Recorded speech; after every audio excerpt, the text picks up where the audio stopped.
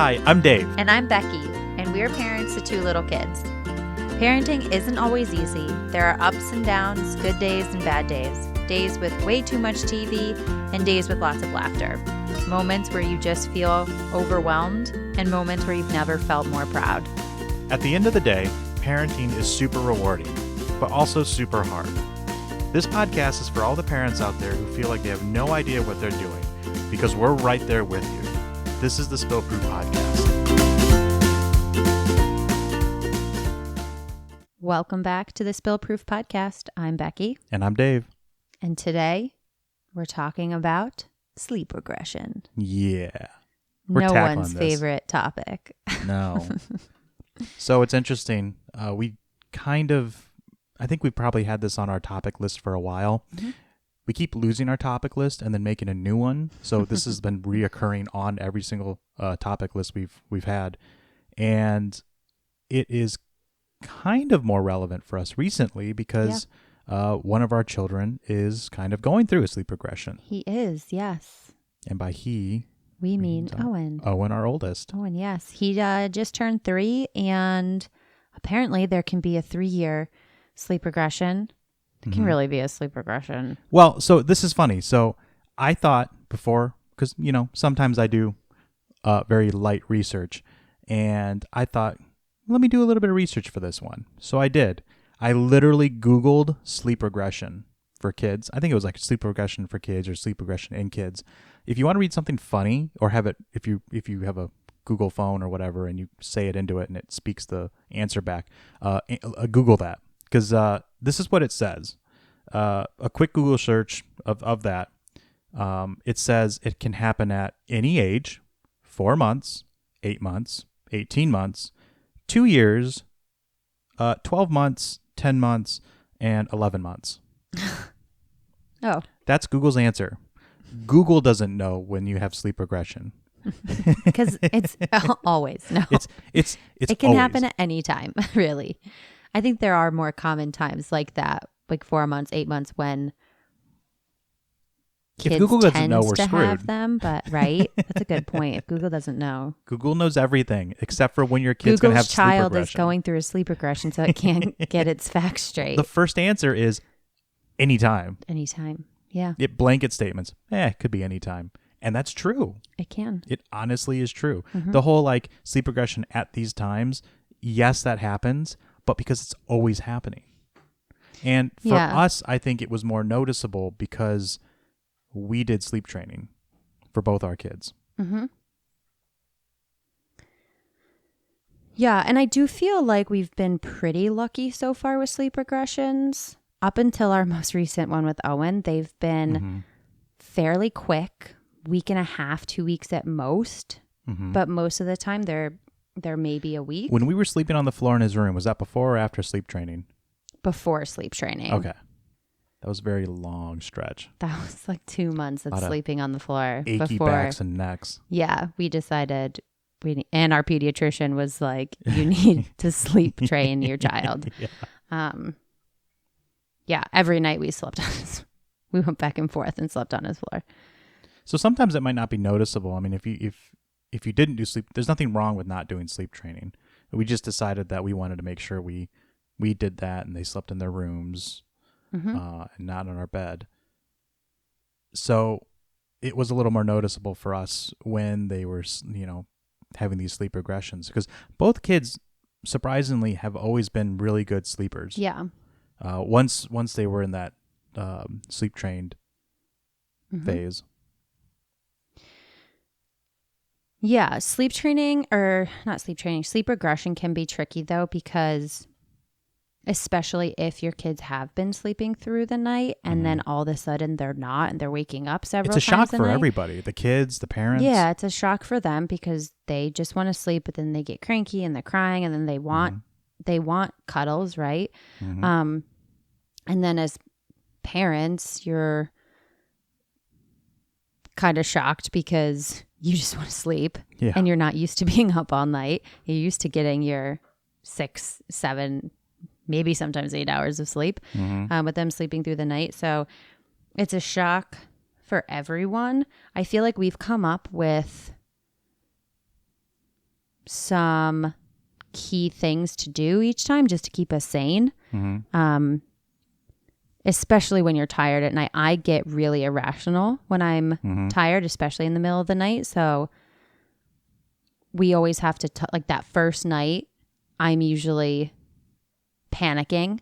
That they're never going to sleep. Yeah. I can't count the number of times I've told you, I don't think I'm ever going to sleep again. Or they're never going to sleep. Serious about it. Oh, yeah. Like concerned, like I'll never sleep again. And it's the first night of a sleep regression. So I tend to catastrophize that first night. But we've come up with some good takeaways, I think. Yeah. I mean, we've definitely worked through all of them. And I think the biggest problem with sleep regressions is that, again, they can happen at any time. But, for sometimes it's sick. Your kids get sick. You get stuffy noses. Owen right now has a really stuffy nose, so we plan on getting no sleep this weekend and probably a COVID test at some point. That'll be negative. But it could be anything. It could be, they have a stuffy nose, so they're up, and then it leads to a sleep regression. Yeah, and then they're sick for a week, and now they've kind of been trained to wake up at night every night. So then you got to retrain. So it's constant. It could just be nothing too. Or our most recent one was he's having growing pains. And he's been waking up 2 to 3 times every night because his knees are really, really short and stubby and growing. They're growing though. They're growing. They're not going to be short and stubby for long. No, he's not going to have my legs. But yeah, we have... Our thing is we come up with a plan because the first couple nights we inevitably make bad choices. Well, and honestly, it is so hard to make these choices or even have rational conversations at 12, 1, 2, 3 a.m. 3, 4, 5 a.m. Sometime in the middle of the night / early morning. And not have, I don't want to say a fight, but just not have like people be short with each other. Yeah, and then you feel like you're not on the same team. And if you walk into it with a plan, even a lightly written one of every other time one of us is going to get up, it just makes it just that much easier. Even if you don't set how long you're going to be in there for or whatever it might be, that does help too. Yeah. Like for us, we like to have a specific plan. So that's, I don't want anyone to think like, it's not like we don't go in there and pick up our kids and hug them and like sit with them and cuddle them. Like we totally do that because we been doing that for the last 2 weeks. Yeah. We want to make sure that they feel loved and supported and not like abandoned in the middle of the night. But then we also let them know that they do have to go back to bed. I mean, and also if they're truly sick, all rules go out the window. Yeah. Right? Like I will sleep on the couch with them. I was going to say, Emmy's had a couple of stomach aches where we brought her down and we just sat with her downstairs for a bit. Because she just like she had such gas. It ended up being gas that she needed to just fart it out. But every once in a while she just has really bad stomach pains and we're not going to let her cry it out in that situation. Like she's in pain, she's sick, she needs to be held and loved. So we're not saying in every situation, like sleep train or, let them whine or cry a little bit. Like it's when you're trying to get them back to the routine. When they're sick, like I said, we have no rules when they're sick. It's whatever's going to make them feel better. Owen inevitably wakes up tonight because he's so stuffy and can't breathe. We'll probably sit with him for 30, 45 minutes. Yeah, just so that way his nose can drain and, he's probably not feeling good. So we'll give him hugs. I don't recommend a nose Frida in the middle of the night. Well, yeah, especially without, like Owen's too big for that. I bet you could still use it on him. He would hate it. They all hate it. But I feel like at a certain point, they'll remember that you used a nose ring. Once they can remember. You literally put your mouth on a straw and suck snot out of their nose. Yeah, don't do it. So for us, we, like I said, the first 2 nights we'll probably like make bad choices or start even because bad habits. You don't know that you're in a sleep regression. And you're just trying to get through to the morning. It sneaks up on you. You're like, oh, well, it's a one-off. Yeah, right? Like, it's not like they wake up in the middle of the night and go, this is night one, parents. You know, you think, this is a random situation, like a random occurrence. And the next night or the next night's fine. But then 2 nights later, it happens again. And then it's 2 nights becomes a week. And it's again. And then 2 weeks. Yeah. And then they are asking for the same things that you did the first night. So we make a plan. We also have good coffee. Yeah. That's essential. We grind our own beans at home, which makes for really good coffee. And some of the things we will discuss, it's really different each time, but so we'll discuss like, are we going to pick them up? And or are we going to go over and give them not necessarily pick them up, but we're just going to give them a hug, you know, rub their back while they're standing, lay them back down, rub their back a bit. So we will agree together, okay, this is what we're going to do. And then if they keep waking up, we will typically do like a 5, 10, 15 minute check, and we will literally set a timer because it is hard, right? And I think it's harder to do that the older they get because at least in our kids' experience, they typically fell asleep after the 5, 10, 15, where sometimes Owen can really get going because he's 3 now, he's older, and he's like, no, my terms. Yeah. Everything's on his terms. But this last time we came up with I think a really good plan. It's working. We threw a little bit of a wrench in things because it also coincided with us getting rid of his passy. Yep. And he decided that he was going to replace his passy with an almighty obsession with Dave. And if you guys listen to this podcast, you know that Owen's already obsessed with Dave. So increasing the level of obsession has been interesting. It's been problematic. Yeah. So, you know, sleep regression combined with he changed rooms at daycare from toddler to preschool. He's not big on change. He's very, very much into his routine. And he loves his routines. Yep. He has no more passing anymore. So he will wake up and immediately start screaming, bloody murder for daddy. I want daddy. He can't soothe himself back down. Yeah. Which he is doing a ton better. But like if I go in there and he's screaming, I want daddy, it's get out of here, mommy, get out. Or I don't want go. mommy. Or I don't want mommy, yeah. And he'll tell me to leave him in there with the lights off until daddy comes. I'm like, okay, fine. So I've been getting up a lot recently. Yes. I will wake up with you in solidarity. Yes. Well, and the monitor's closer to you. And usually I hear Owen first going, I want daddy. And then I hit Dave and go, he wants you. But we were setting 10-minute timers, especially when he wouldn't go down at his bedtime. Timers have been at a toddler 3-year-old. Timers have been really key on some real important things. He respects the timer. Yeah, more than us. Will, yeah. So we'll say, okay, you can play with your color changing cars in the sink for 10 minutes. Let's set a timer. And when it goes off, he's good. He's done. He knows he needs to be done. One of the things that we let him do, though, is we let him start it. We let him stop it. We do the same thing with TV. If he's watching TV and we want to end it, to avoid temper tantrum or anything like that, we give him the remote and say, listen, you can turn it off, but we need you to turn it off now. And maybe there might be a little minute or two, lull in that. But he inevitably 99% of the time turns it off himself and then just goes off and plays. And I think it's because he feels like it's on his terms. It was his choice. Yeah. Yeah. Which it wasn't, but he's the one that did it. He feels better about it. Right. Yeah. And it's been working great. It has. We also we pick 3 books, sometimes more, but we pick 3 books to read. And the last one, I try to read a little slower in a more monotone voice. We discovered, I think I discovered that. You discovered that, yeah. And then it was really just because I was tired. Yeah, there was one day Dave was reading his Meet the Cars book, and Dave was literally falling asleep reading it. So I'm sitting there like, oh my gosh, she's going so slow. But then Owen fell asleep while we were reading it. So we have implemented that into our routine, and it's really helped. Sometimes Owen picks up on it. But like tonight, he also was not feeling great tonight, but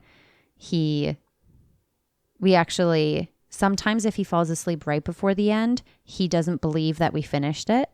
So we were like 2 pages from the end, and you were like, oh, and wait, we're almost done. Yeah, because I could foresee him waking up thinking that he needed to finish that book. And then he tries to start over. Right. The whole thing. The whole thing. So if he falls asleep in like the middle, it's fine. But when he falls asleep right towards the end, he thinks you're trying to trick him. Well, we just added some of the pages back in, and there's like the flea guy. PT Flea from Bug's Life. Yeah. And he thinks it's funny, and he thinks it looks like a dinosaur or whatever. So if he misses that, but if he doesn't remember upset. that now, he's going to remember he doesn't read the whole book. We should have taped those pages at like the beginning or something. But that has been working. And it does. Sometimes I'm sitting there reading Meet the Cars, which is just naming cars, or Go Dog Go really slowly in a monotone voice, and it kind of drives me insane as I'm reading it, but it's worth it. Totally worth it. It's like the equivalent of like winding down. Yeah. For him. Yeah, it is. It's funny. I didn't realize that you and I talked about having a plan so much until probably until I think it was 2 weeks ago. And Owen was really in the middle of his regression and really latching onto you, still feeling kind of sore about not having his passy. And I think you went to refill a water or something, and it was bedtime, and he looked at me and said, okay, what's the plan? I was like, what did you just say? And he was like, what's the plan? So I told him, what the plan We're going to set a timer for 10 minutes. Then we're going to pick 3 books. And then you give mommy a hug and a kiss, daddy a hug and a kiss. Dad lays you down. We cover you with your blanket. And we say goodnight. And he was like, okay. So we're instilling the plan in him too. It's working. It is. It is. We will have good nights and bad nights, but I think for the most part, it's working.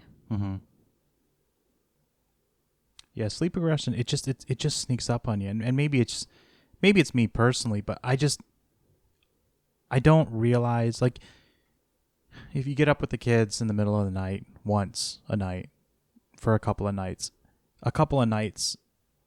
all of a sudden becomes 2 weeks, and you're like, yeah, it's just been a couple of nights. And all of a sudden, you realize it's been like 2 weeks that you've been doing this. It's enough for it to become a habit. And I don't know why it sneaks up on you like that. Maybe because it's at night, you just don't remember. But I feel like it always sneaks up on you and creeps up like real slowly. And looking back, you should have been like on day 3, been like, this is a problem. But it doesn't stick out like that. Yeah, I think part of it is you're just tired at night and you're like, oh, it's only happening once. No harm. Yeah. And then the other part is you don't want to admit that you have to deal with the sleep regression. Yeah, they're pretty brutal. You just want it to go away on its own. They've all been pretty brutal. It definitely I feel like we've been really lucky with sleep regression. This one has been brutal. But up until this one, like I said, they've all been maybe a week and a half. And then they were gone. Yeah. But that's because they've been sleep trained, and we go back and use those 5, 10, 15 the same tools, yeah. And it gets them back into the routine pretty quick. This one too, Owen's been having some nightmares. So yeah, he watched Cinderella and got nightmares. Guys, he watched Cinderella and had nightmares. He has nightmares about the tree in it?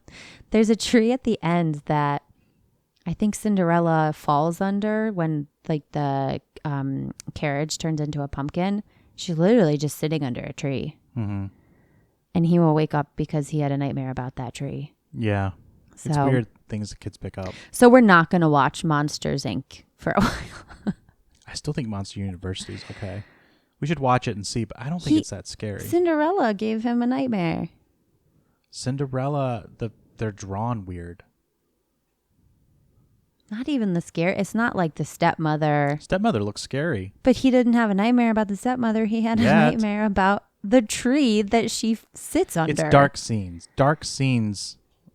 Which is funny because our children are not scared of the dark. In fact, most of the time they sleep in pitch black. They sleep in pitch black.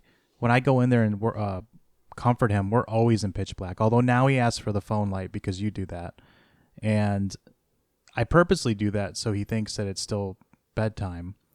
But we just we navigate in the room without having any light or anything like that. And it's truly pitch black in there. I mean, you can't see your hand in front of your face. We have blackout curtains and we have blackout film on the window. Yeah.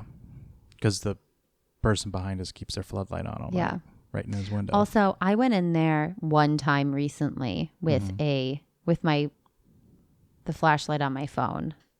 Because you're blind at night. Because I can't see at night. And also, we had just put Owen down to bed. You went to the store to pick up some essentials from the grocery store. And Owen woke up probably 20 minutes after we put him down screaming, "I want daddy." And I was like, oh no, Dave just left.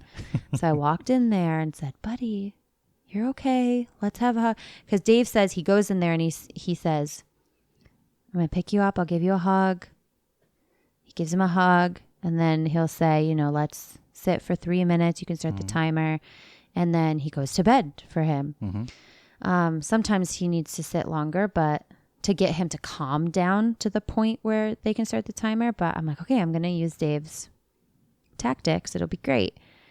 And I got in there and, "Where's daddy? I said I want daddy." And I had to explain, "Buddy, daddy went to the store. He'll be back. He'll be back soon. But until he comes back, mommy's here and I'm here for whatever you need."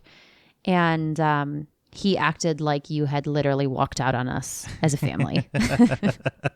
So we had to look daddy up on Google Maps to see that he was in fact at the store. And I sent Dave a picture of us in Owen's room and was like, "Guess who wants you?" I rushed home very quickly. Yes. And Owen thought it was very fun to watch you on Google Maps because we could see you walking around Wegmans. And that is funny that you can see that. Yeah, like we had to close it and refresh it, but then we could see you at different parts of Wegmans, and that calmed him down. It probably wasn't great sitting in a pitch black room with like a huge, like a big light, and then we did shadow puppets till you got home. That's what he asks for, shadow puppets now. But I was just keeping him calm till his obsession got home. I don't blame you. He was not going to go down without Threw a seeing wrench you in it all. first. Yeah. So now we're doing sleep regression again because of that one night. Yep. Pretty much. Like I said, doesn't take much for it to sneak up on you. But I think that, again, sleep training, we're talking about sleep regression, but I think sleep training probably was a big factor in being able to redirect from sleep regression. Because both our kids slept very good from the beginning, and then they didn't as much, so we sleep trained both of them. And then it was fine. They both love sleep. I mean, Owen tonight asked to go upstairs and sleep. Yeah, like 20 sick, minutes early. Poor thing. He was doing that when you have a stuffy nose and you can't breathe through your nose. And 20 minutes before bedtime, he literally grabbed a blanket, looked at Dave and said, "I'd like to go up now." Poor thing. Yeah. He also, hopefully he's okay. He really only takes a nap like twice a week now, so. Yeah, and he's figured out the car ride thing. Yeah, we used to trick him into we're going to go on a car ride. And we just drove around until he fell asleep. And we changed his seating position, which he actually really likes. He's forward facing now at 3. Yeah, we waited. At his 3-year-old appointment, I asked his pediatrician, "Hey, when do we move his seat forward?" He looked at me like I was insane, but I was like, in the birthing class, they said keep him backwards as long as humanly possible. So that's what we've been doing. And he was like, "Isn't he so cramped?" It's like, "Yeah, but they said keep him backwards as long as humanly possible." And he's like, "You can really turn him around at 2. So good job. You got an extra year in." We moved them both around, and he really enjoys that now. And we can now get into our van in the back seat. Oh my gosh, it feels like a whole new car. It does. A lot more room. Well, I think that's it for sleep regression. Yeah. We're not experts, but I would say have a plan and talk with your partner, your husband, your wife. Yeah, don't let it turn into a fight. Yeah. Or an argument or animosity. Yeah, because when you're tired, it's easy to... Everyone's a little irritable, agitated. Nobody wants to get up. As much as you love your child, nobody wants to get up in the middle of the night. Yeah.